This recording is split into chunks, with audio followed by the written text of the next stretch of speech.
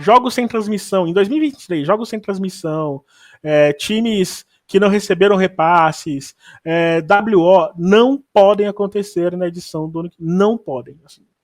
Não é nem em questão de como, não podem. É simples assim, Thaís. Não poderia ter acontecido nessa edição, né, Rafa? Exato. Muito frustrante a gente estar no ano de 2023 e ver esse tipo de coisa ainda acontecendo no Campeonato Brasileiro, ver uma primeira divisão, especialmente no momento que a gente está de futebol feminino, de um crescimento tremendo, especialmente quando a gente olha para as ligas europeias, o que está acontecendo nos Estados Unidos também, a gente vê essa discrepância em relação à nossa primeira divisão, é muito triste, né? Especialmente pensando que o Brasil fez a sua candidatura para sediar uma Copa do Mundo em 2027, então eu não imaginava, para ser bem sincera, dar passos para trás, e aí a gente falou aqui da situação do Ariquemes, mas a gente pode puxar aqui também o Ceará, né, e como foi o começo e o descaso que existiu ali em relação à equipe do Ceará nas primeiras rodadas, especialmente, você só vai reforçar sua equipe quando a competição já está rolando, e muito por pressão externa, né, para evitar goleadas absurdas, né, durante toda a competição. O Ceará terminou rebaixado de qualquer maneira, a gente sabia que isso ia acontecer, mas como você falou, jogos sem transmissão, né? Muitos jogos sem transmissão. Última rodada com jogos sem transmissão. Isso é um absurdo tremendo. E aí a gente tem, olhando para o aspecto futebolístico, né, da coisa, imagina se o Santos precisasse de saldo nesse jogo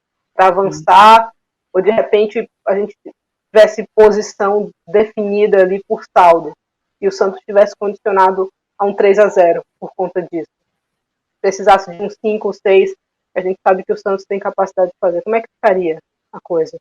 Então a competição como um todo fica comprometido da maneira mais profunda que existe. Assim. Então, inadmissível esse tipo de coisa. As meninas do Real Ariquemes, inclusive, deram entrevista para o Divulgadoras, né, lá no portal delas, falando que só comiam bem, por exemplo, quando estavam em hotel. E tinha questão de alimentação, e não, a fisioterapeuta nem sempre viajava, ia para todas as viagens. Então, questões gravíssimas, né? O que é que você está expondo um atleta quando ela não tem uma boa alimentação, né? E o treinador custeou muita coisa nesse aspecto também.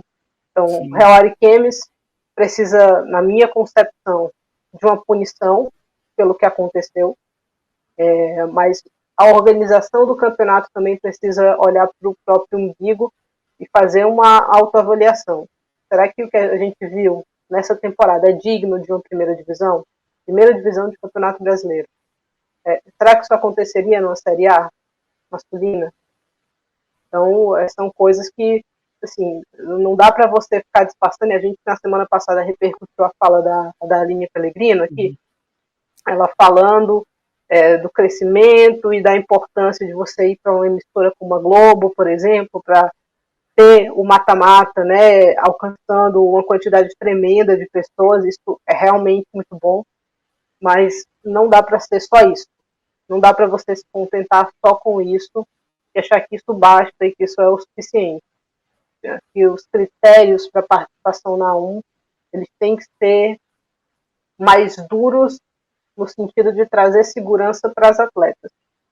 Não dá pra, como é que as atletas do Hurricane estão pagando as contas nos últimos 2 meses? Né? Claro que está atrasado. Né? Todo mundo tem boleto. Como é que esses boletos estão sendo pagos? Então, eu acho que vale realmente tentar e refletir sobre o que aconteceu, não só de transmissão, que a transmissão talvez seja o mais simples de resolver, né, para os anos futuros, mas para você garantir que as jogadoras estejam seguras, né, em todos os aspectos, inclusive no alimentar, né. Então, é um caso, né, muito grave, principalmente. Então, é um caso gravíssimo, esse do Real Ariquemes, especialmente pelo que foi exposto depois, e que acho que vai dar um certo trabalho para a CBF, porque eu acho que passa por algo mais profundo, quem sabe pensar em reestruturar a primeira divisão, diminuir a quantidade de participantes e reestruturando a primeira divisão. Talvez você precise reestruturar a segunda e a terceira.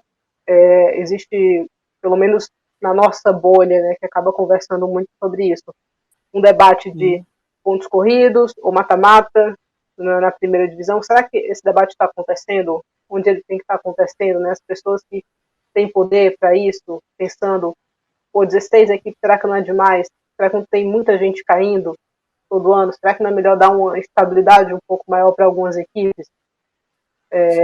Será que não vale a pena ampliar essa primeira fase, né, para mais de 15 rodadas?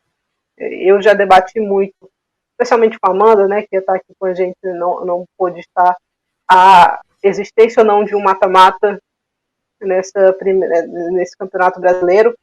Eu acabei convencida da opinião dela que o mata-mata ainda é importante, né, em termos de atrair o torcedor para estar no estádio, mas não dá para ser só isso, né? Aqui é todo pensar a competição com mais carinho.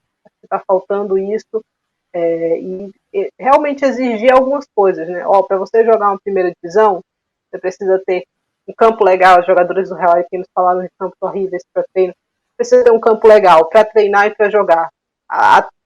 Precisa existir condições mínimas de transmissão, porque é um produto e a gente quer que seja um produto de qualidade sendo vendido.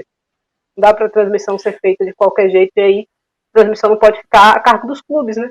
Porque e no dia que um clube não quiser passar e for dar prioridade ao masculino, como a gente já viu acontecendo, o jogo vai ficar sem transmissão. Pelo menos 2 vezes, né? Então, são muitas coisas para serem consideradas, sabe?